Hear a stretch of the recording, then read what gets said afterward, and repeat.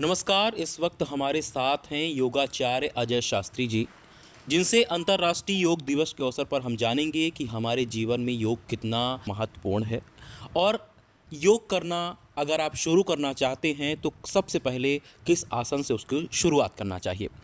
तो सबसे पहले तो आचार्य जी, आपका पांचजन्य में बहुत बहुत स्वागत है। धन्यवाद। सबसे पहला सवाल यही है, आज अंतर्राष्ट्रीय योग दिवस है, ऐसे में आप हमारे दर्शकों को बताएं कि योग क्या है और जीवन में क्यों ज़रूरी है। देखिए, योग जीवन जीने की कला है। ठीक। योग अपने आप में संपूर्ण एक ऐसी अभ्यास है, एक ऐसी साधना है जिसके अंतर्गत व्यक्ति परमेश्वर को तो पा ही लेता है, लेकिन स्वयं को स्वस्थ कर अपने आप को एक तीव्र बुद्धिमान, एक अच्छी स्वास्थ्यवान और एक आरोग्य स्वास्थ्य को प्राप्त कर सकता है। योग जीवन जीने की कला है, जीवन को कैसे जिया जाए। महर्षि पतंजलि ने जो अष्टांग योग की स्थिति रखी है योग दर्शन के अंतर्गत, उसमें पहले यम और नियम की कल्पना की है। यम नियम एक ऐसे दो नियम हैं जो व्यक्ति के आहार, व्यवहार, चर्या, दिनचर्या, व्यवहारचर्या, तो वो उसके अंतर्गत पतंजलि ने रखा है कि इसका अन्न ठीक हो, इसका मन ठीक हो, इसका सामाजिक व्यवहार ठीक हो, ये वाणी से सत्य का वचन आप में करे और किसी प्रकार की चोरी न करे। तो इस प्रकार से पतंजलि ने कहा कि आप इतने सात्विक हो जाओगे तभी आप आसन करने योग्य बन पाओगे। रोगी व्यक्ति कभी योग नहीं कर सकता, निरोगी व्यक्ति के लिए ही योग है। जो अस्वस्थ है उसके लिए तो हॉस्पिटल है, स्वस्थ व्यक्ति के लिए योग है। हेयम दुखम अनागतम, कष्ट आने से पहले संभलिए, ऐसा योग दर्शन कहता है। जब हम रोगी ही ना पड़े, इस प्रकार से अपनी योग साधना करें और योग साधना में यम नियम का पालन करें। यम नियम मूल है। मतलब अगर आप निरोगी हैं, योग करें तभी आपको फ़ायदा होगा। आप रोगग्रस्त हैं तो योग करेंगे तो उसका फ़ायदा नहीं होगा। हाँ, देखिए, अब जब बुखार है तो उसमें तो औषधि ही मदद करेगी ना। आप उस समय ये कहें कि ये प्राणायाम कर लो, इससे राहत मिलेगी, ये नहीं है। हाँ, बुखार आने से पहले प्राणायाम किया होता, अस्वस्थ होने से पहले स्वस्थता की कामना की होती तो व्यक्ति स्वस्थ रहता। लेकिन जब आप अस्वस्थ हो जाते हैं और फिर ये कहें कि मैं तो योग कर रहा था फिर भी अस्वस्थ हो गया, वो योग को दोष देना गलत है। आज काफ़ी जगह मैं देखता हूँ कि नहीं, ये योग अभ्यास भी करते थे, तो ये स्वस्थता नहीं है। आप पहले से ही दिनचर्या को स्वस्थ रखिए, फिर योग अभ्यास कीजिए। काफ़ी विलंब से उठेंगे और पेट साफ होगा नहीं, और फिर योग अभ्यास करेंगे तो मस्तिष्क में भारीपन होगा ही होगा, वायु दोष बढ़ेगा, सारे शरीर में पीड़ाएं बढ़ेंगी और कष्ट होगा।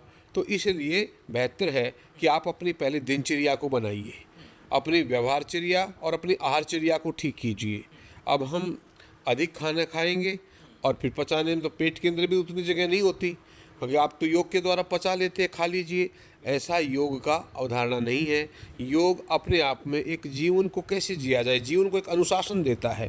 वैसे पतंजलि जी कहते हैं अथे योगानुशासनम। मैं यहाँ पर थोड़ा सा आपको एक सवाल मन में आ रहा था। आपने कहा कि अगर रोगी है तो उसको पहले औषधि की ज़रूरत है, ठीक है।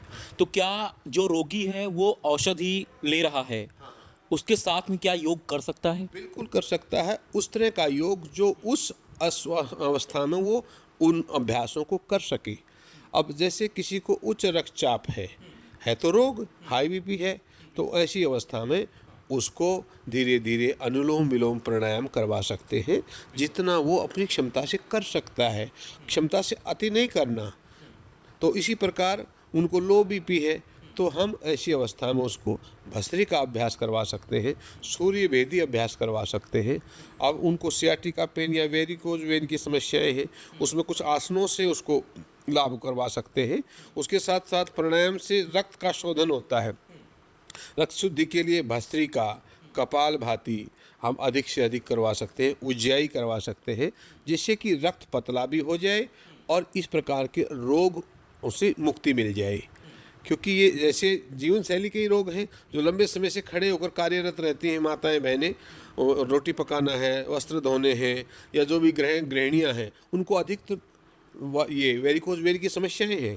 तो उनको ऐसे अर्धहलासन, पवन मुक्तासन, सर्वांगासन, विपरीत करणी मुद्रा, इस प्रकार के अभ्यास कर लेने से उनका पैरों की तरफ जो दूषित रक्त से नाड़ियाँ आ जाती हैं पिंडलियों के ऊपर, उससे बहुत राहत मिलती है। लेकिन कई बार ऐसा होता है कि सबको योग गुरु मिलना संभव नहीं है, जैसे कोई दूर दराज के गांव में हैं या फिर मोबाइल बाकी चीज़ों से दूर हैं, तो उनको योग की जानकारी नहीं होती, बस किसी के बताने के अनुसार उन्होंने कर लिया। अगर कोई आसन गलत हो गया तो क्या उसका दुष्प्रभाव भी है? देखिए, वैसे तो इतना गहरा दुष्प्रभाव नहीं है, लेकिन जब हम कोई ज़बरदस्ती करते हैं, जब हम बिल्कुल ही रॉन्ग करते हैं, तो उसका दुष्प्रभाव पड़ेगा। जैसे खाना खा करके आप कर रहे हो, या आप खाना खाने के बाद दौड़ करके फिर आसन कर रहे हो, तो इस तरह की अवस्था में तो उसका दुष्प्रभाव हो सकता है। क्या योग करने के लिए कोई उम्र निर्धारित है या फिर किसी भी उम्र का व्यक्ति कर सकता है? 8 वर्ष से लेकर 100 वर्षों तक, 8 वर्ष तक बच्चा ऐसे हो जाता है कि बैठना कैसे है, खड़ा होना कैसे है, पोस्चर को कैसे रखना है, लेग कैसे स्ट्रेट करनी है, तो 8 वर्ष से प्रारंभ किया जाए। और 100 वर्षों तक धीरे धीरे योग एक प्रकार की साधना है। कुछ जैसे भी आप अपने शरीर को साध सकते हैं, तो उस प्रकार से आप योग 100 वर्षों तक कर सकते हैं। लेकिन ये ध्यान देना है कि आपने अपनी उम्र को देखते हुए अभ्यास करना है। अगर हम 80 वर्ष के होकर के 18 वर्ष वाले योगासन करते हैं, तो ये हमारा विवेक पूर्ण नहीं है। हमारा विवेक ये कहता है जैसी हमारी अवस्था है वैसी योग अभ्यास की व्यवस्था करके हम अपनी साधना करें। योग अपने आप में ईश्वर तक पहुंचाने की एक ऐसी सीढ़ी है जो धीरे धीरे व्यक्ति पहुंच सकता है। पतंजलि जी ने भी ये 8 प्रकार की सीढ़ियाँ लगाई है। पहले यम है, फिर दूसरा नियम, आसन, प्राणायाम, फिर प्रत्याहार, फिर धारणा, फिर ध्यान, और फिर समाधि की तरफ पहुंचता है व्यक्ति। तो इस ऐसे स्टेप बाय स्टेप चलेगा इंसान। ऐसे ही बाल्यावस्था के अभ्यास, फिर युवावस्था के अभ्यास, फिर यौवन अवस्था के अभ्यास, और फिर धीरे धीरे मध्यम अवस्था के अभ्यास, और फिर धीरे धीरे ढलान की तरफ है उसके अभ्यास, और फिर आप बिल्कुल वृद्ध होने लगते हैं तो उसके भी अभ्यास। प्राणायाम तो एक ऐसा है जो व्यक्ति जन्म से लेकर के और जब तक इस संसार से विदा नहीं हो जाता तब तक प्राणायाम करता ही रहता है, तथा श्वास लेता रहता है। प्राण प्लस आयाम, जीने की शक्ति को बढ़ाना। तो इस प्रकार से अगर प्राणायाम जैसी क्रिया है वो तो जन्म से ही करते रहते हैं, लेकिन आसनों का, मुद्रा का, बंद का, इनका जो प्रयोग है ये व्यक्ति 8 वर्ष से प्रारंभ कर दे और 100 वर्षों तक धीरे धीरे अपनी क्षमता को बढ़ाते हुए दैनिक अभ्यास करे। क्योंकि योग के पीछे का अभ्यास, योग अभ्यास। आज हम जब अभ्यास में त्रुटि कर देते हैं, छोड़ देते हैं, गैप आ जाता है, तो वो बहुत बड़ा दुख का कारण है। फिर मांसपेशियों में कठिनाई होने लगती है, फिर कई बार शरीर साथ नहीं देता। अगर आप दैनिक उसका अभ्यास करेंगे तो शरीर आपका हमेशा बचपन में रहता है और शरीर युवा रहता है, अगर दैनिक करते हैं तो।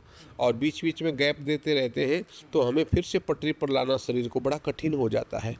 दिन में कितने घंटे या कितने मिनट योग करें और शुरुआत कैसे करें, किस आसन से शुरुआत करनी चाहिए?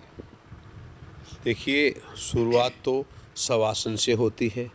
शवासन के बाद धीरे धीरे पैर चलाना, और पैर चलाते चलाते धीरे धीरे हल्के हल्के सूक्ष्म व्यायाम करना। लेकिन इन सब से पहले पेट को साफ रखना बहुत ज़रूरी है। अब हम प्रारंभ करते हैं तो रात्रि को पहले हल्का खाना खाएं।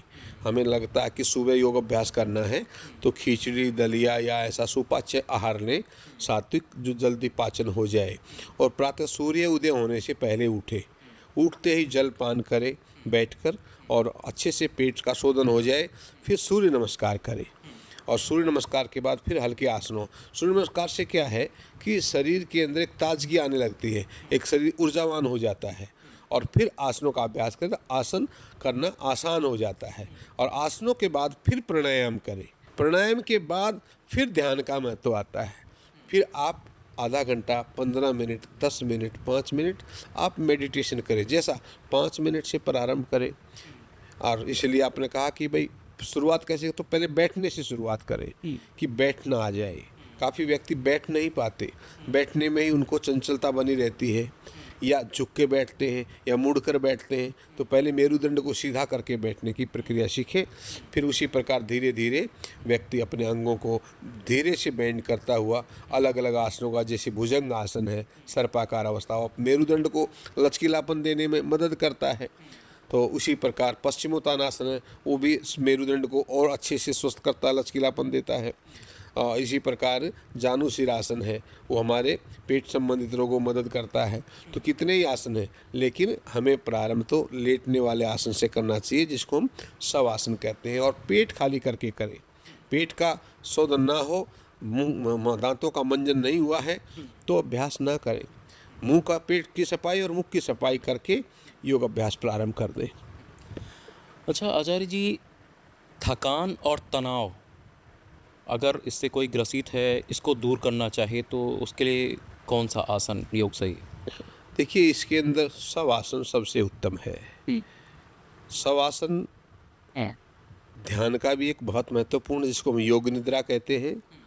और थकान चाहे शारीरिक हो चाहे मानसिक हो, तो शारीरिक और मानसिक थकान को शवासन दूर करता है।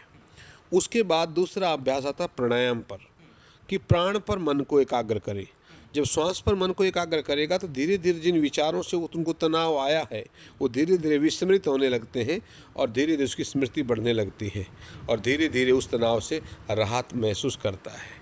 तो तनाव के लिए और विशेषकर श्वास क्रियाओं के लिए आप शवासन, और शवासन में भी आप प्राणायाम कर सकते हैं, लेट करके भी। ये नहीं कि हम बैठ करके करते। कई बार काफ़ी लोगों का मेरुदंड स्वस्थ नहीं है, स्पाइन, तो हम कई बार लेटा करके भी उनको बोलते हैं कि अनुलोम विलोम कीजिए, या गहरे गहरे श्वास लीजिए और धीरे धीरे छोड़िए। जब ऐसी प्रक्रिया करता है तो उसका ऑक्सीजन का लेवल बढ़ने लगता है और रक्त स्वस्थ हो जाता है। बस रक्त में जब ऑक्सीजन की मात्रा बढ़ने लगती है तो फिर व्यक्ति निरोग हो जाता है। आचार्य जी, एक समस्या समाज में बहुत तेज़ी से बढ़ी, खासकर युवाओं में, अवसाद की। उसके कई कारण हैं, चाहे आप लाइफस्टाइल को देख लीजिए या फिर अनेक कारण और भी हैं। क्या कौन सा योग है या व्यायाम है जिसमें सबसे बेहतर परिणाम मिलता है इसमें? देखिए, योग अपने आप में पूरा पैकेज है। हम ये कहें कि केवल आप शीर्षासन कीजिए, वो ठीक है कि शीर्षासन के करने से सब आसनों का राजा कहलाता है। मस्तिष्क दोष दूर होंगे, कंठ संबंधित, थायराइड संबंधित दोष दूर होंगे, लेकिन उसके बाद शवासन करना भी जरूरी है, क्योंकि रक्त का प्रभाव सारा मस्तिष्क की तरफ आ जाता है। तो योग एक दूसरे का पूरक है, इसलिए योग का मतलब जोड़ना। तो शरीर जोड़े रखता है ये। अगर आप एक अलग से हम त्रिकोण आसन करें और उसका काउंटरासन ना करें तो अधूरापन है। तो योग के साथ ही चलेगा, अर्थात जुड़ के रहेगा। आपने एक अभ्यास किया है तो उसका पूरक अभ्यास करना भी आवश्यक है। तो इसलिए तभी वो व्यक्ति स्वस्थ हो सकता है। केवल हम एकांगी अवस्था में करके निकल जाएं, वो योग सार्थक नहीं है।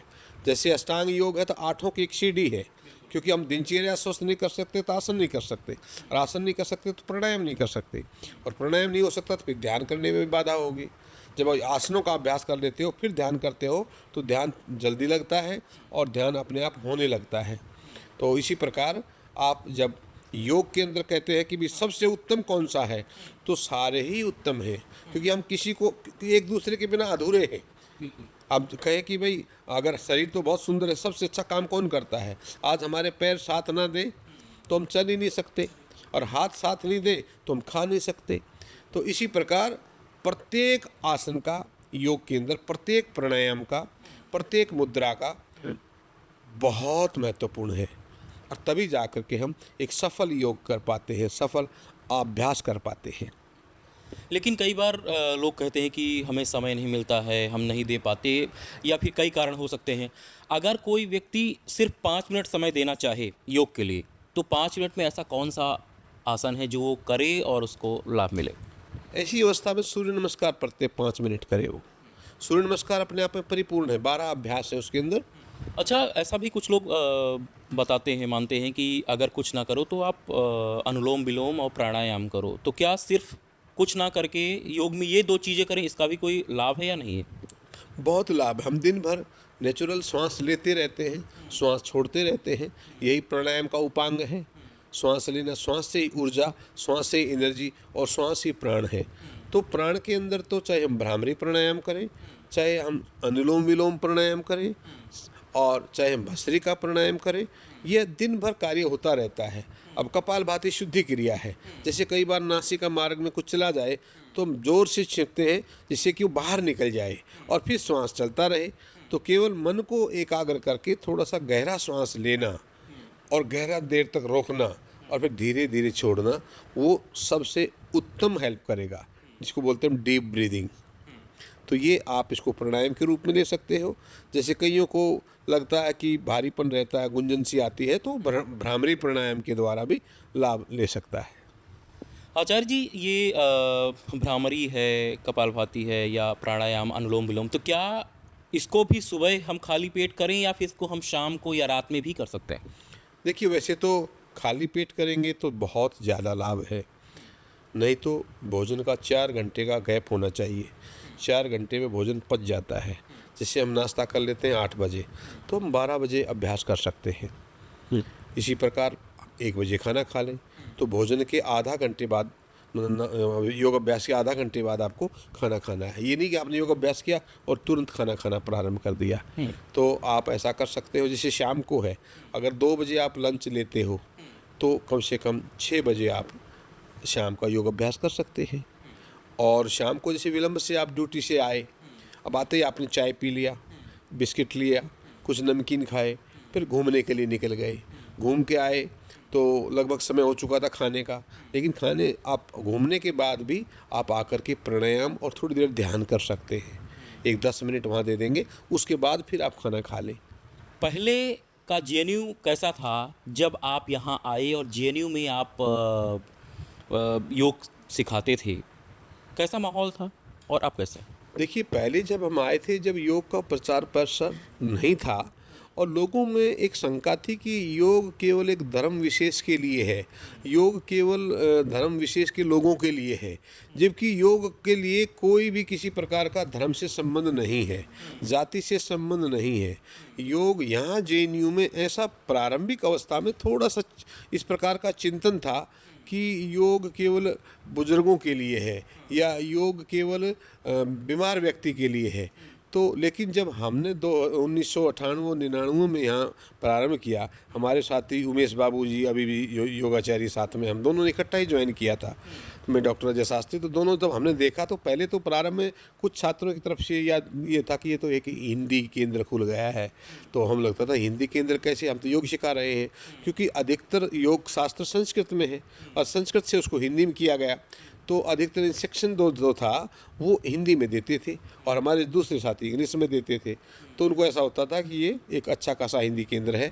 दूसरी अवस्था ये थी कि ये तो एक प्रकार से संघ का ही एक एजेंट का कार्य कर रहे हैं या संघ का कोई कार्य हो रहा है, तो योग को भी आरएसएस से जोड़ दिया। हाँ, तो जबकि ऐसा नहीं था। विश्वविद्यालय अनुदान आयोग ने प्रत्येक विश्वविद्यालय में 2-2 योग इंस्ट्रक्टर भेजे गए थे, वो इस दृष्टि से कि अगर ये अनुकूल रहेंगे तो हम इनको वहाँ स्थायी करके आगे बढ़ाएंगे। बहुत बहुत धन्यवाद आचार्य अजय शास्त्री जी पांचजन्य को समय देने के लिए।